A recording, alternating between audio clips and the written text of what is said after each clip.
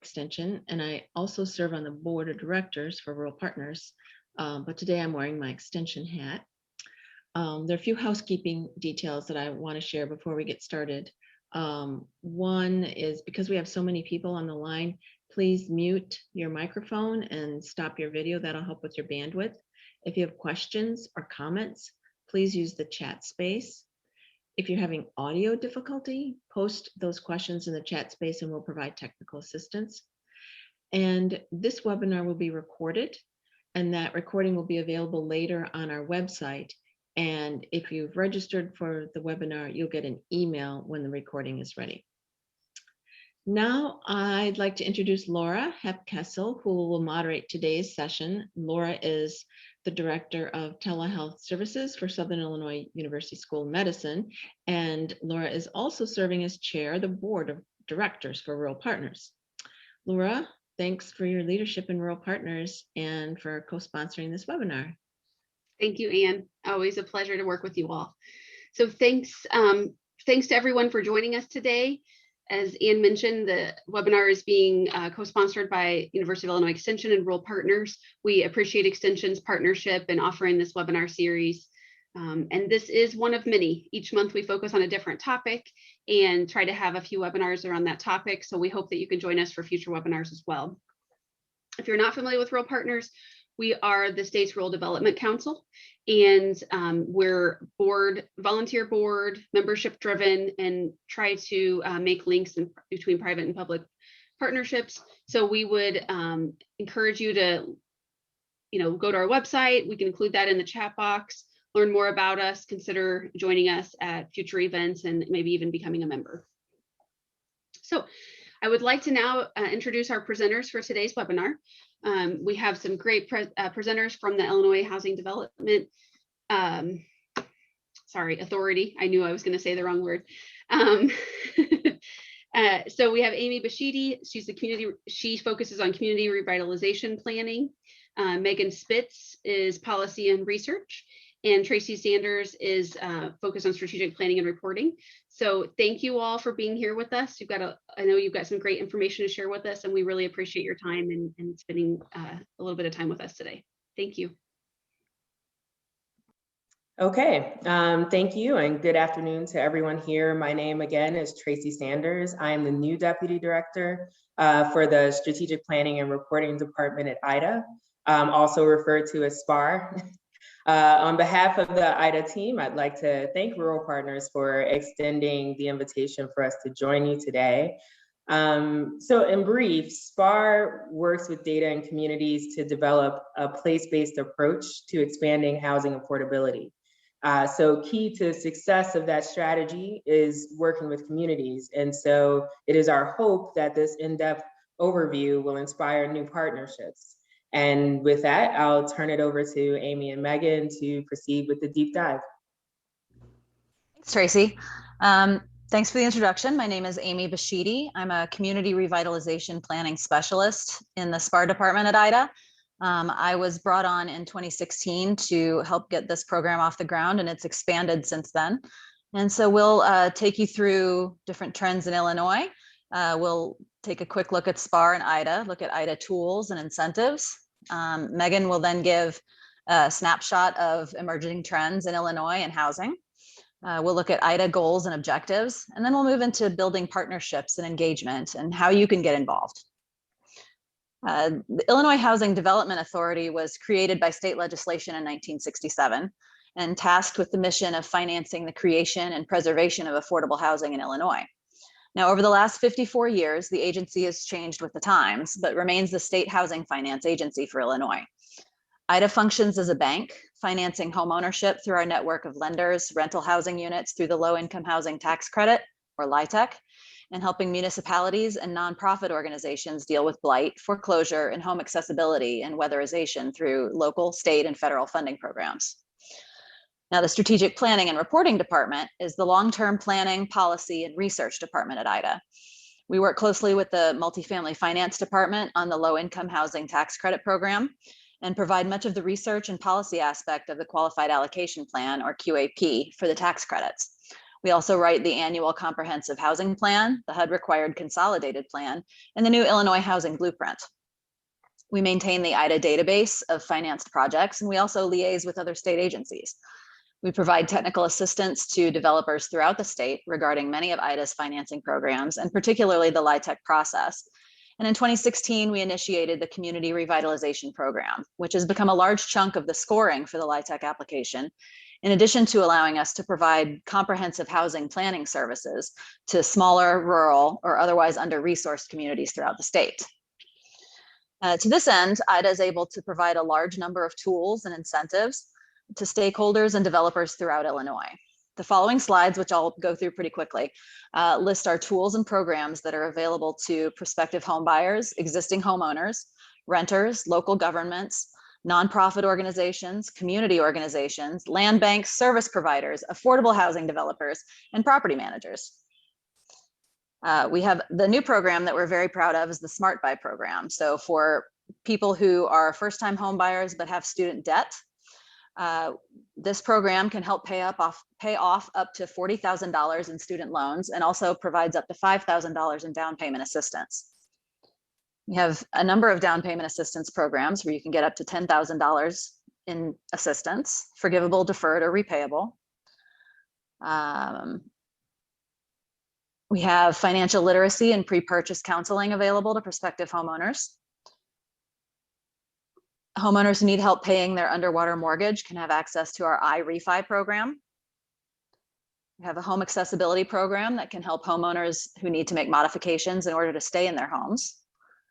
Foreclosure prevention counseling for homeowners at risk of foreclosure. And for renters, we have our Illinois Housing Search website. Folks who have special housing needs, we have programs for individuals with disabilities. We have support services and reentry populations available. For local governments and community-based organizations, you can get involved in our Community Revitalization Program.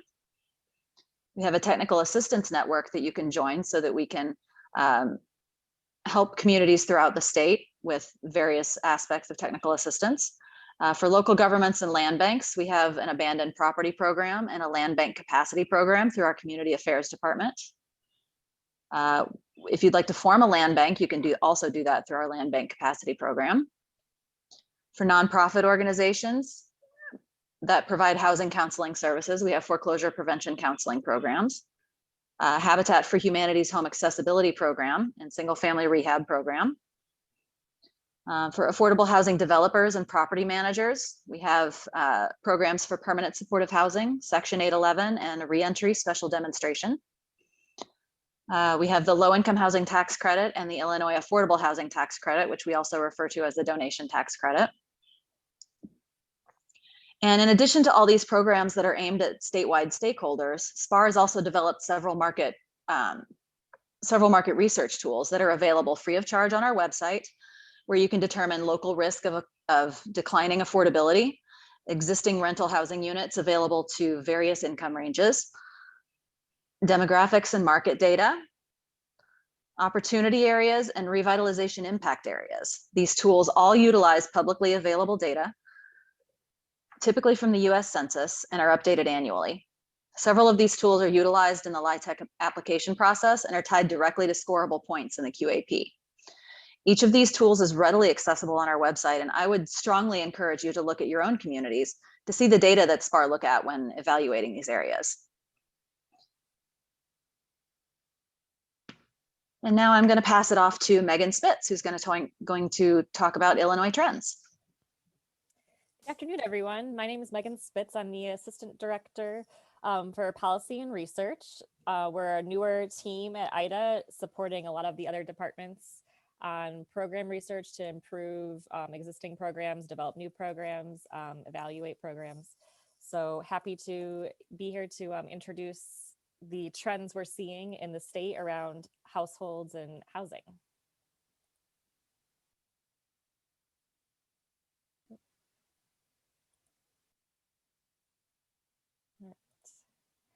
So the first chart we're going to show you here is around households. While population and household size, as you can see from this chart, grew from 2010 to 2013, Illinois has seen a decline since 2014 in population and household size. We can also see from the data, all these data we're pulling from are from 2010 to 2018, so did not reflect the newest census data that got released yesterday.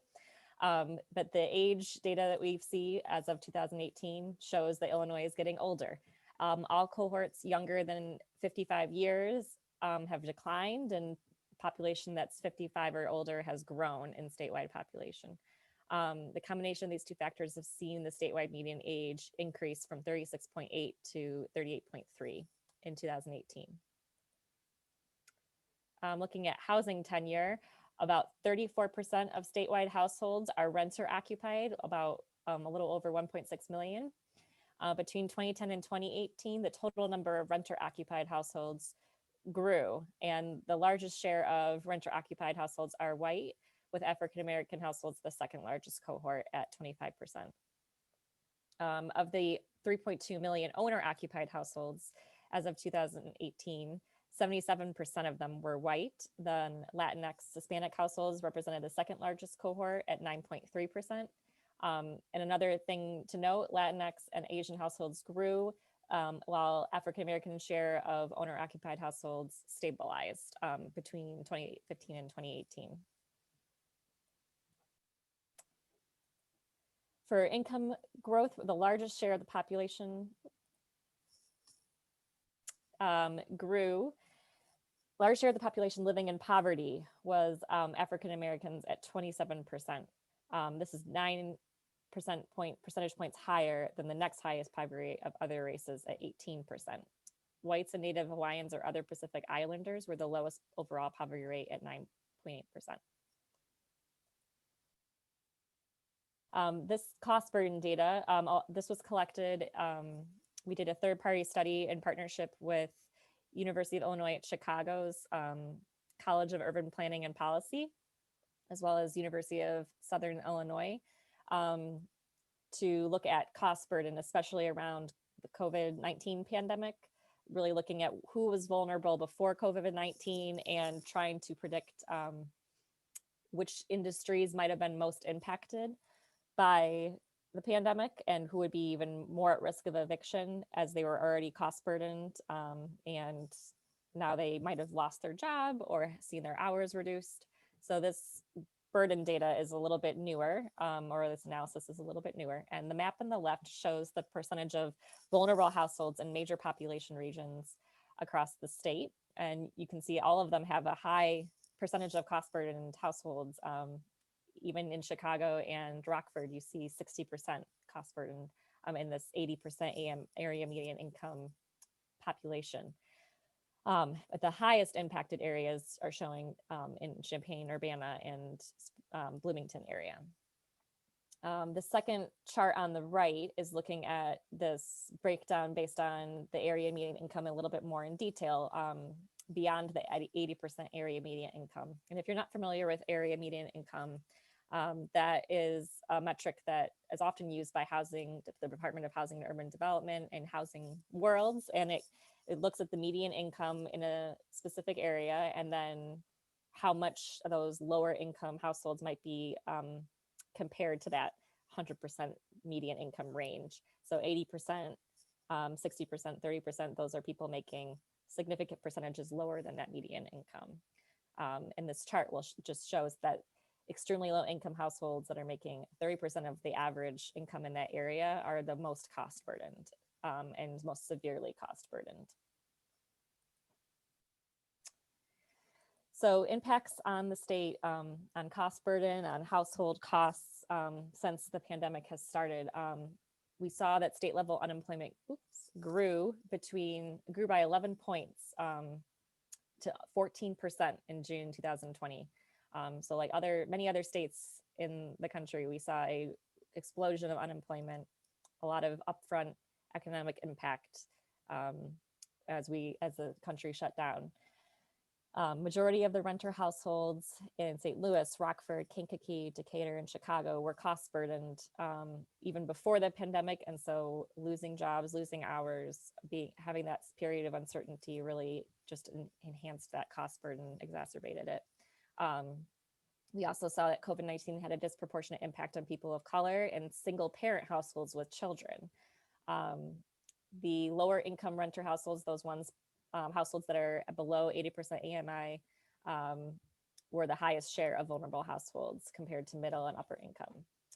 And so doing this third-party study, it was an exercise to try and gauge the risk of eviction and figure out how to disseminate all of the federal funding that has come into our state and really assist as many people as possible and the people who need help the most.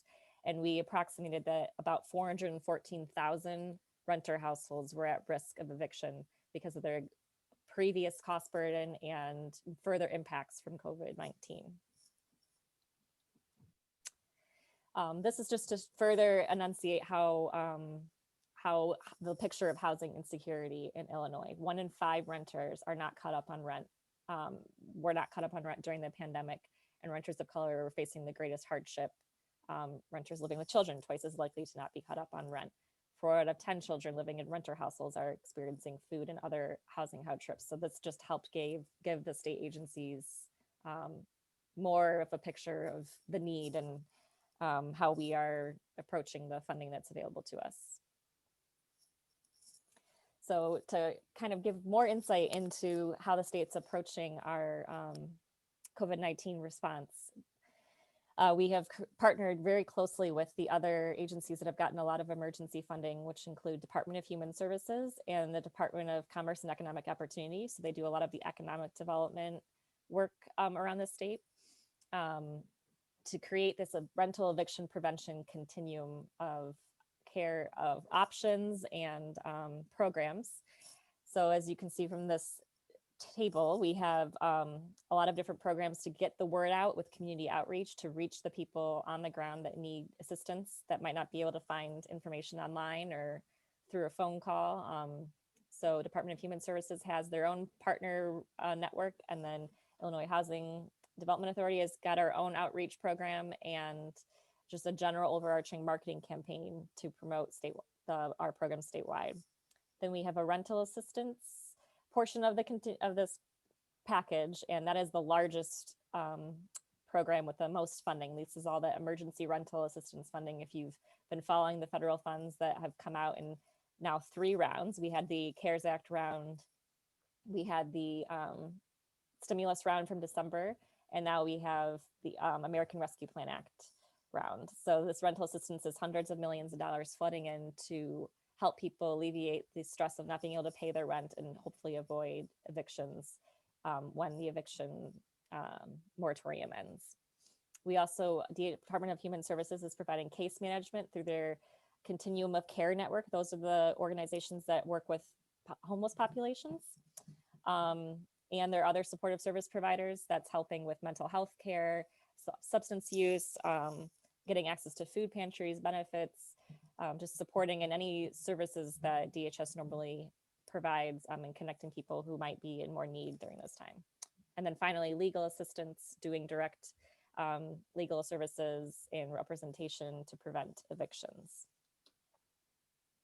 Last table around all of this funding, the American Rescue Plan Act passed in March, and we anticipate getting more millions of dollars to help with a variety of needs. Our rental assistance programs will continue. There will be more homeowner assistance. We had a round from the CARES Act that has has been spent, and we're going to have even more funding to help more homeowners with mortgage delinquency coming in soon. And then the state is also getting more utility assistance to help people catch up on their electric and water bills. And I believe that the utility assistance can also be used for internet in this newest fund. So after looking at our Illinois trends and all of the money that has come into the state and we're going to be working with for years to come because of the pandemic, IDA has also looked at our authority goals. We have as Amy alluded to, a low-income housing tax credit program that is guided by a very influential policy document called the Qualified Allocation Plan. And we are working to create a new document coming up for next year's funding round. And so this summer and fall, we're going to be working on drafting that and with that and just authority goals in general, we are focusing on these 4 key points: accessibility, broadband access, equity and inclusion, and sustainability. Right now in accessibility, we require 10% of all of our new units to be fully accessible, which is 5% more than what the American Disabilities Act requires. So we're going to work to continue to have that standard and better connect the demand in the community to the inventory we're creating across the state. For broadband access, we know this is an equity issue, especially because of this pandemic. We've seen how important it is to be able to work virtually and have access to good internet across the state. And so we will be working to improve connections with the infrastructure, broadband infrastructure that the governor and state agencies are working to build out. Right now, only our HUD-funded developments are required to be broadband ready, which means when broadband reaches the community, they would easily be able to connect and have that internet service in the building. And we're working to expand that to all developments in this next QAP, Qualified Allocation Plan. For equity and inclusion, this is a hot topic, well-deserved hot topic that is a long time coming for a lot of organizations. And we are also taking it seriously and want to improve this as much as possible by improving opportunities for a more diverse developer pool, developing our affordable housing, and ensuring that our all residents are fully supported in an equitable manner. Finally, sustainability. We already encourage more clean, healthy building materials and energy efficiency in our buildings, and we're going to be working to further that even more, catching up on latest trends and making sure our buildings are as healthy and efficient as they can be. All right, I think that is the end of my portion, so I'm going to relinquish control back to Amy. I believe you're muted, Amy. Sorry. Thanks, Megan. Again, I'm with the Community Revitalization Group in our SPAR department. And so much of my work involves directly partnering with communities on the ground in Illinois and building those partnerships and really engaging those communities on these planning processes. So I'm going to talk a little bit about those partnerships and how we engage them. IDA is committed to expanding the capacity of underserved communities in Illinois to identify local housing needs and to empower those communities to take steps to meet those needs.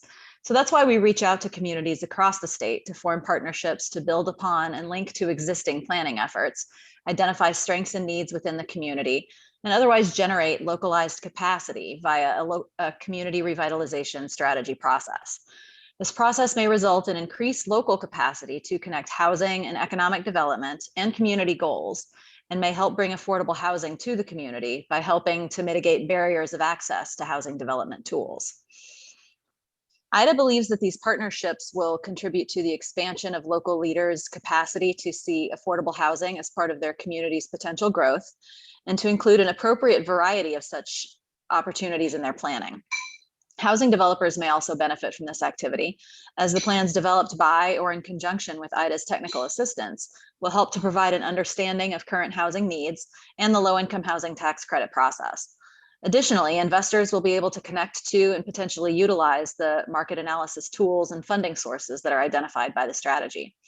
IDA's community revitalization team works free of charge, both linking communities with existing endeavors and providing direct technical assistance to smaller and rural communities across Illinois to increase local planning capacity and integrate planning for affordable housing into larger community revitalization strategies. These activities benefit communities in determining what their actual needs are regarding housing and community development, and planning to meet these needs while setting point incentives in the QAP that will attract developers and investors to the community. The intended outcome of any planning partnership is to help communities accomplish the following goals: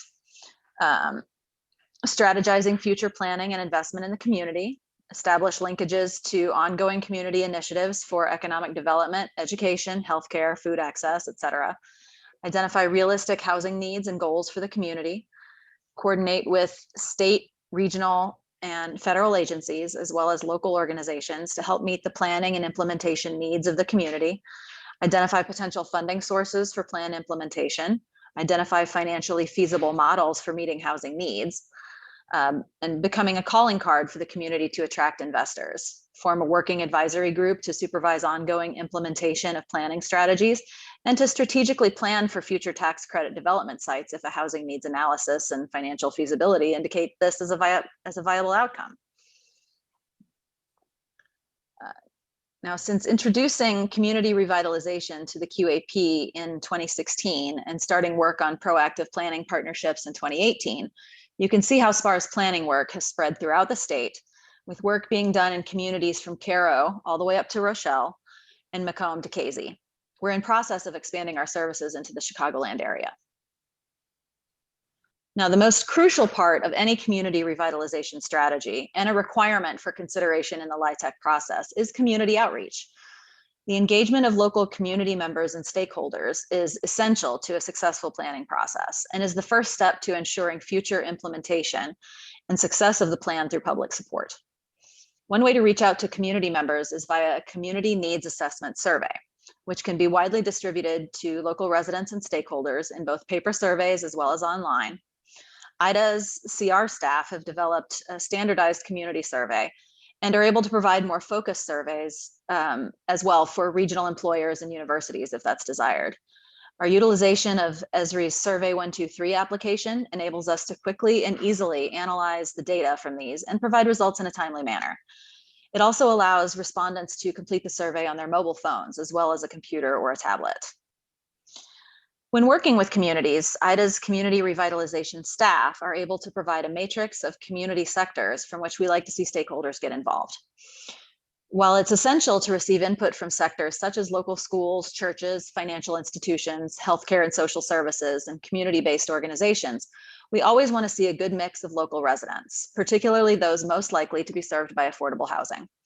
Of course, those residents are the ones least likely to be able to attend community meetings, either because of work obligations or due to childcare needs or other family commitments. We're working on ways in our department to alleviate some of those concerns with our partner communities.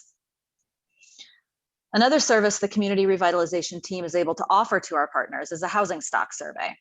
This is a sidewalk survey of each property within the designated area. No entry into the property is required, but surveyors can establish the property's utilization and its occupancy or vacancy, and then can rank the building according to its external apparent maintenance.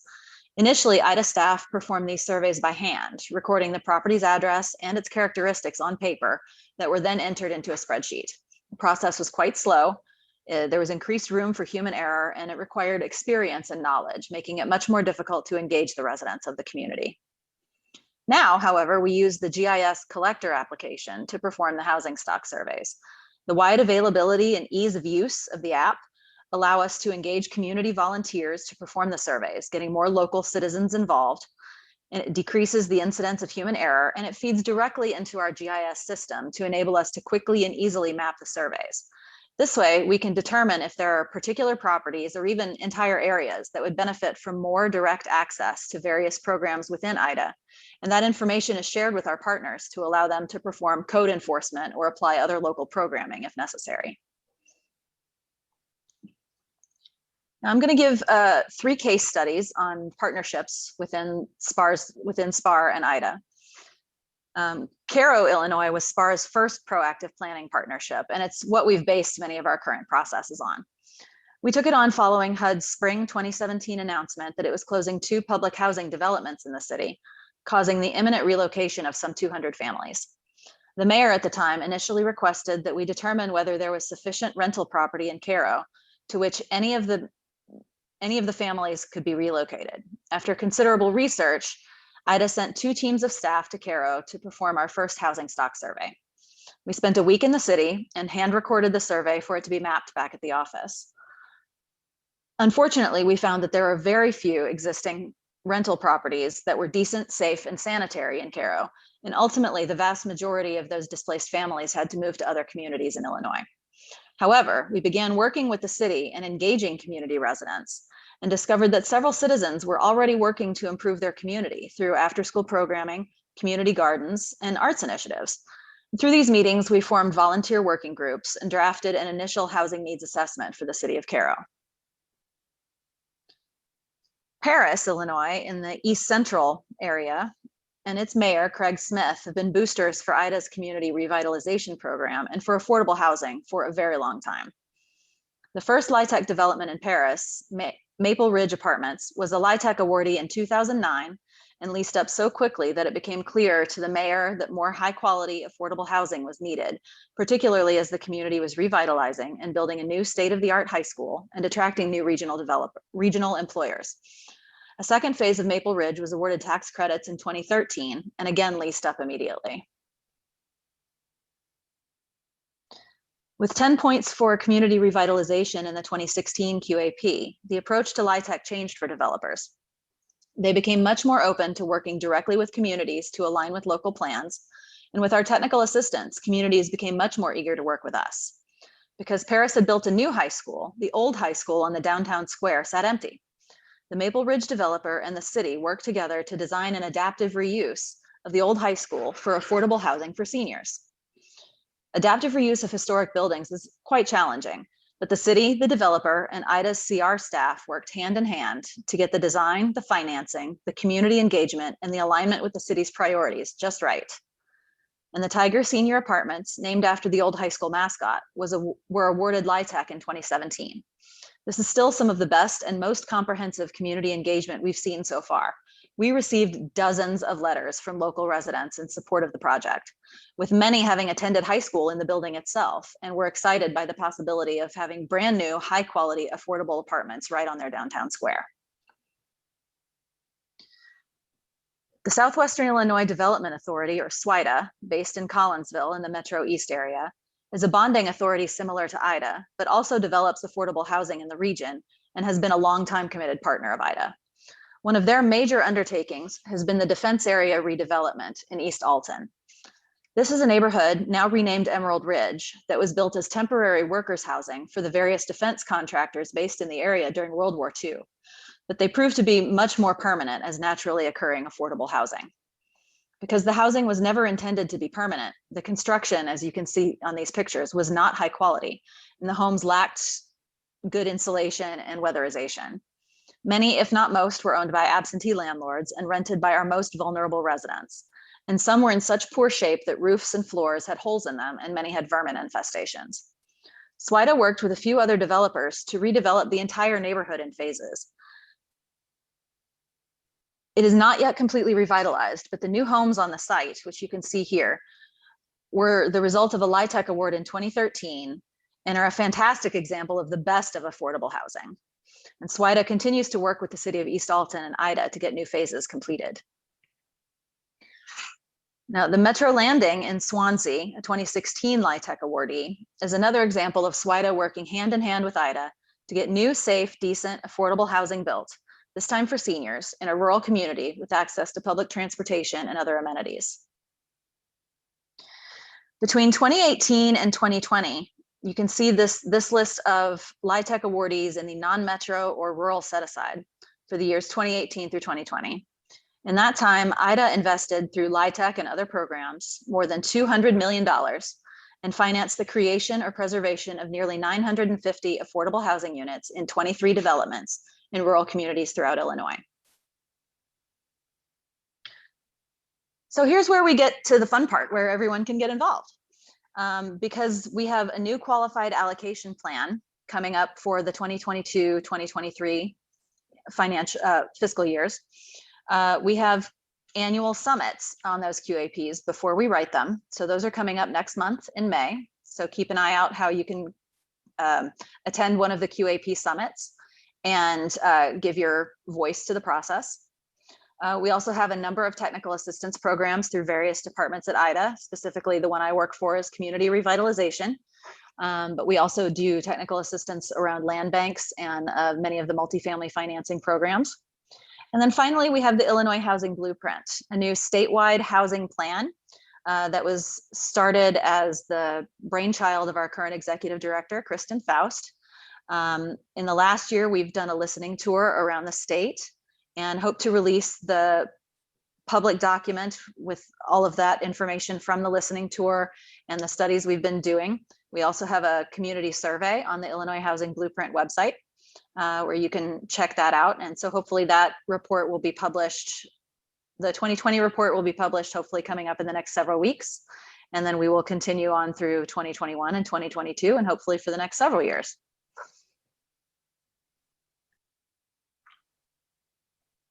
And so now we are ready for questions.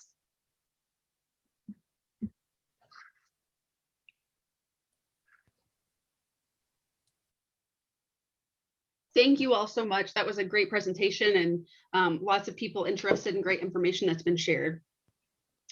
So some folks were commenting about your housing development program being, the planning program is really beneficial to rural communities who don't have municipal resources to do the planning by themselves. And I think that's an important, since this is co-hosted by Rural Partners, I just want to point out that some of these rural communities don't have the resources some of the bigger communities have. So that, that makes your programs even that much more important to those rural communities. Are there other examples from rural community perspectives? You gave some great ones in the presentation, but any others that that come to mind that you want to mention that you guys have worked on? We currently have, I believe, somewhere between 15 and 18 active partnerships with small and rural communities throughout the state. And so we've worked in Caro, but we're also working in Mount Sterling. We've done some work in Rushville. We're working in Macomb, doing both city surveys and surveys with the university populations. And we do, as we open up our services to the Chicagoland area, we are actually able to offer individual communities those individual services. They don't have to come on for the entire proactive planning process. If they just want us to do a housing stock survey so that they know, what they have and what their needs might be, then we can do that as well. That's the great part about that program is its flexibility, and we can really communities can really pick and choose what they need. Great, thank you, Amy.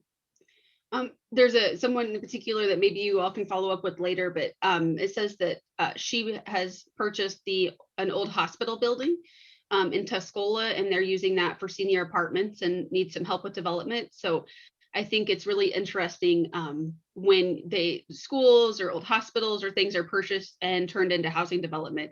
Any comments on that? Again, I think that's probably more of a personal follow-up, but any comments on other projects like that? I think we're starting to see those partnerships happening a lot in rural communities, as they have these buildings that may not be used for schools or hospitals or what have you anymore. And so it's better for the community if they can reuse them rather than if they have to demolish them. So I think that's something that we see quite a lot of. And I think it's always interesting and it's always a unique experience, but we would definitely want to help with that. Okay. Yes, yeah, we've got our contact information here. So I would say emailing any and all of these email addresses that are on this slide would be a good way to start. It looked like Sally is a property owner that wants to connect with developers. So yeah, we can definitely help you get started and try and help make those connections and get you more information about how our programs work. Perfect. Yes. Oh yeah, I was just gonna piggyback on. I was looking for the unmute button, but yes, please do reach out and we could at least help with getting you to resources. Perfect. Thank you all. Sally followed up with another question. Is there a way to help connect property owners with developers directly? We don't connect, we don't work with property owners and developers directly, but we do have some resources that we can give you to be able to get in touch with developers. So yes, please do reach out, but we don't do the connecting, so. And there's a question, when will the list of 2021 9% tax credit awards be released?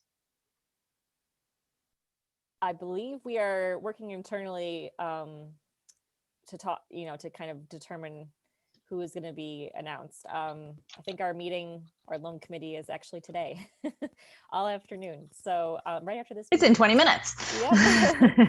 So we are well on our way to looking through those applications. We do our own So this is for those low-income housing tax credits. If anyone's new to this, and everyone kind of submits their applications, they score themselves. We have to score according to our guidelines, and if those scores differentiate, we have to talk through that. And yep, so we're in our internal process, and after our loan committee will need to go to board, and then they would get announced after the board meeting. So most likely in May. Thank you. Megan, I just wanted to follow up. If when you're talking, it's so faint, and I wonder if your microphone is far from your mouth. So next time, Yes, that's better. we did our audio check, and Yeah, I would have. Yep. it was good. It was just faint. Okay. I wanted to ask a question, and the redevelopment of those other buildings into new uses, the schools or what have you, Jarman Hospital. What kind of energy considerations, or I mean, you redevelop the building, but what kind of energy efficiency measures do you all think about when you do those redevelopment projects? And is that information that's available from you? Yeah, we have our own set of architectural standards, and I believe we follow the ICC code with some ASHRAE standards. I'm not an architect, so I don't know like how all of that corresponds, but we are looking into trying to keep continuing to push the envelope and maybe pursuing a more stringent code. Adaptive reuse is tricky because you're working with an existing envelope, and there are going to be more limitations, and so you do have to be a little bit more flexible. But we finance substantial rehabs. So you're going to be putting in all new windows. You're going to be probably re-insulating, pretty much stripping down to the studs to to build back up. So all of the energy efficiency stuff is going to get put in now, and we're looking to improve that even more by next round of projects. I think people are more and more concerned about that because energy costs are going up, and so their whole housing budget changes. I know that for the city of Urbana, one of the things we did, this was several years ago, was fund passive energy houses where your energy costs would be basically like less than $20 a month. But the initial cost of building that sort of structure was more expensive. And the city tried to explore, well, if there are fewer energy costs, could the monthly allocation to the mortgage be higher because, and still stay within the guidelines because the energy cost would be so low. But that was really difficult to navigate. But it seems to me that that would really provide an incentive for investment on the front end in the kinds of things you were just describing, Megan, that would reduce energy costs throughout the life of the building. Yes, definitely. And we're also going to try and look at more state agency partnerships because of the solar programs that are out there that are technically disseminated with the utility companies, no longer with IEPA, I believe, or DCEO.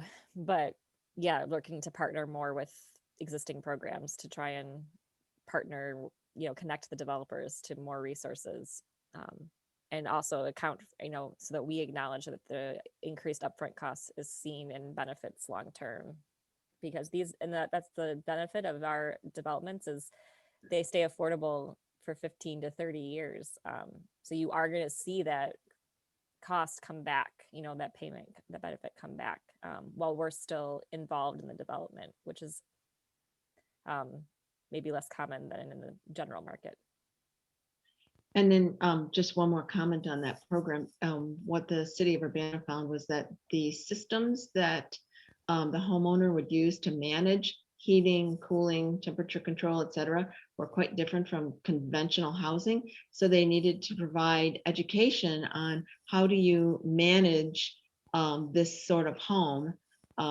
And people never lived in that sort of home before. So there were some other kind of adjacent services that the city needed to provide so that those houses were actually used and a normal person could actually live in it without being having to like relearn how to live in a home. Yeah, those HVAC systems are different, and your appliances might be a little bit different. Yep. we are aware of that, and it makes it even more complicated when it's a multifamily building, like a really big building, because then you also need to train the property owners, property managers too, in addition to the tenants. So there's another question in the chat. Is there any partnership or coordination with USDA rural development in these housing efforts? And I think that speaks to Laura's comment on how many rural places we work with. No, we haven't had any specific partnerships with USDA rural development. We communicate with them, and they have done small amounts of funding for, I think, some that layered into some of the LIHTC financing we do, but we don't have any direct partnerships with them, no. We want to change that. True, we do. We're going to start working on it, yeah.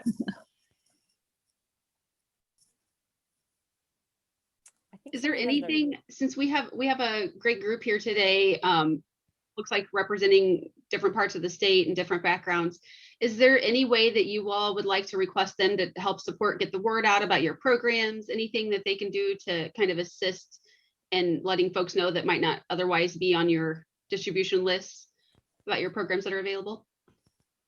I mean, I would say definitely we have, if you know of communities or live in a community that you are interested in, you know, looking into this proactive planning process, we have our intake form available on our community revitalization portion of our website. That's a good way to get in touch with that program specifically. And really, I think just making sure that your communities are aware of the QAP summits coming up, so that they can get their voices heard there. I think that's coming up the second week of May. Yes, and actually the blast will be going out tomorrow. So everyone we'll pass along that information and make sure it gets to this network. I think I'm going to take the opportunity to plug Rural Partners here. So we have a weekly digital newsletter that Ann sends out every Friday, and that's where we help push out information about these webinars that we co-host with Extension. And so that would be an opportunity both for our presenters to share information. They can send to us and we can include that. And I say we, that's all Ann. Or it's also an opportunity for those of you that are participating today. If you're not on our email list, we'd be happy to add you so you can learn about some of the things we're focusing on from a Rural Partners perspective. So I just wanted to mention that. There's a question, Megan, when you indicated that appliances and HVAC are different in energy efficient homes, do you have any examples of what appliance changes or what residents might see as a change for the differences for HVAC and appliances and energy efficient homes? Yeah, I was going to respond in writing, but I can do that here. Yeah, a lot of the more energy efficient appliances are more like all electric. So like your washer dryers, oftentimes they're hooked up to gas, and so electric ones might be a little bit different. Or there's the really efficient ones are like a combination washer dryer. Then for stoves, you know, and this might not be as much of a issue with affordable housing because I believe our stoves are more electric, but the newest technology is induction stoves. Those are way more efficient and are better for a tighter, if you're gonna seal the building more to make it more energy efficient with like triple paned windows and more insulation.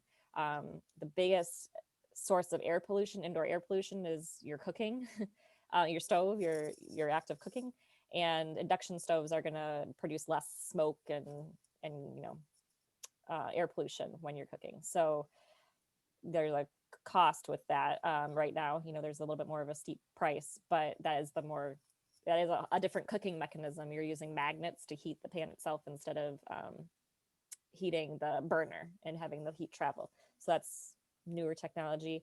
And then for HVAC, for these energy efficient homes, you can install geothermal. So you're drilling holes into the ground to bring up natural cooling or heating and keeping the temperature of the house at a more stable temperature using the temperature from the ground.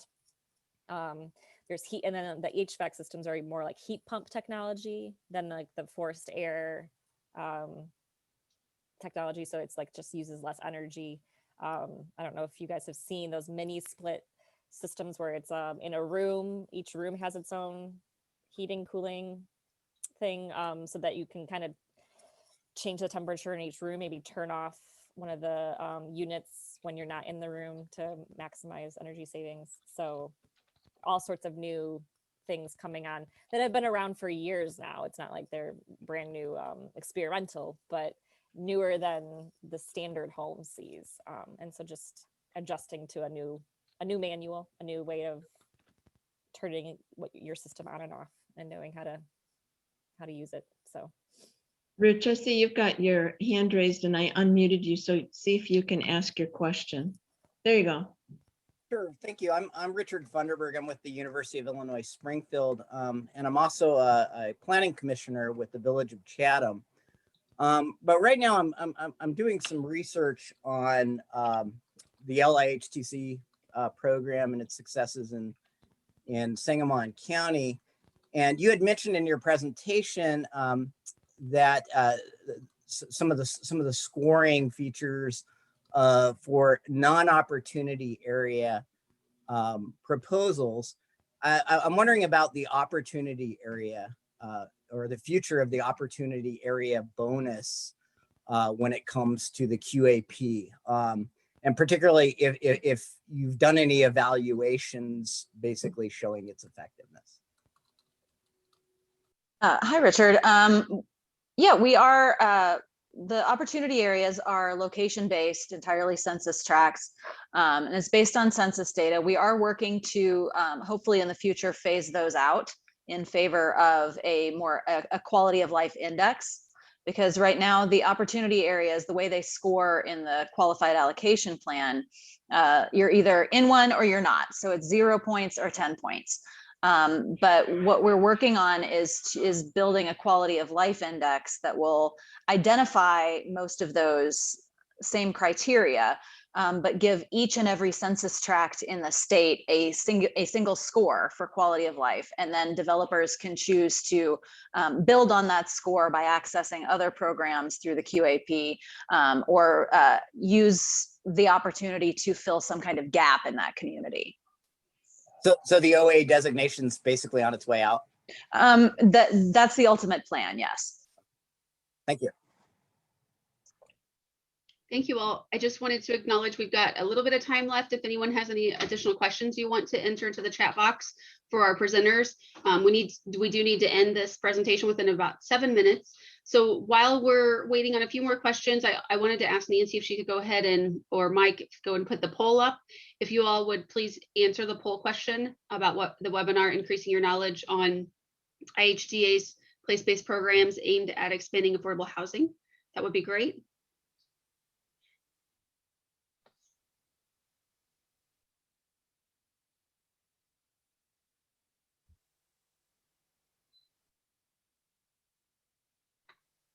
Some really great conversation. You guys are full of great information and programs to share with this group, and we really appreciate you all being with us today. And you're also fast to answer, reply to questions in the chat box, which makes Ann and I's role a little bit easier. Someone asked about the slides. Yes, Nancy will post this recording on the local government website on extension, and she also usually sends an email out within a couple of days with the slides as well for those that are registered for the conference. So if you're not registered for the conference, make sure that you do that.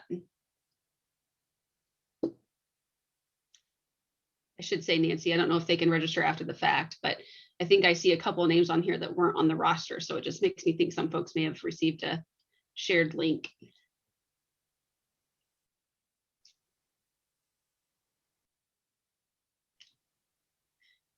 And it looks like the poll shows what we know to be true, that you guys did share a lot of great information that folks weren't familiar with, and we really appreciate that. Dan, did you have any remaining questions? No, and I just wanted to again say thank you to our presenters, because you have an important meeting that starts at 1 that we knew about, and we said, well, we'll get to the questions as efficiently as we can. And I really appreciate you making time for this hour, considering everything you have to do this afternoon. So thank you so much for being with us. It was great. Yes, thank you so much. Thanks for having us. Great group, great questions. Thank you all, and thanks to Extension for hosting today.